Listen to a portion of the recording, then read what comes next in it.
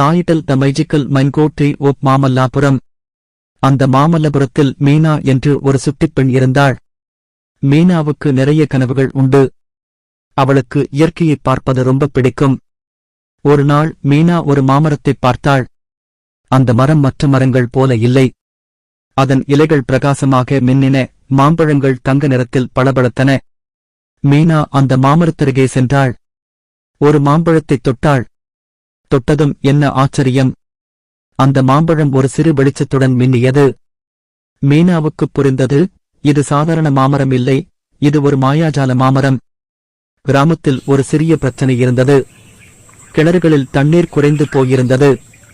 மீனாவுக்கு தன் கிராமத்துக்கு உதவ வேண்டும் என்று தோன்றியது.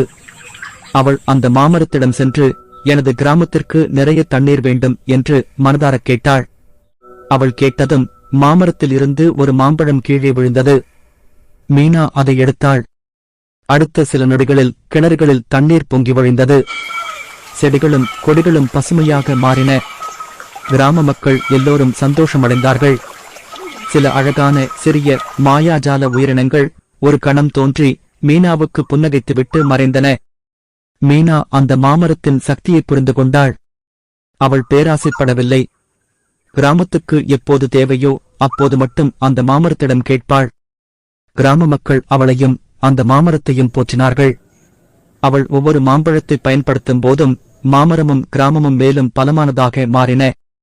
இப்படியாக மீனா மாமல்லபுரத்தில் உள்ள மாயாஜால மாமரத்தின் உதவியுடன் தனது கிராமத்திற்கு மகிழ்ச்சியையும் கொண்டு வந்தாள். நல்லதைச் செய்ய நினைத்தால் மாயாஜாலமும் கூடவே வரும் குழந்தைகளே. நல்லதைச் செய்யும் எண்ணம் இருந்தால் இயற்கையும் மாயாஜாலமும் கூடவே வந்து உங்களுக்கு துணை நிற்கும். அல்லது சிறியவர்களுக்கு எளிமையாக சொல்வது போல, நல்லது நினைத்தால் அற்புதங்கள் நடக்கும்.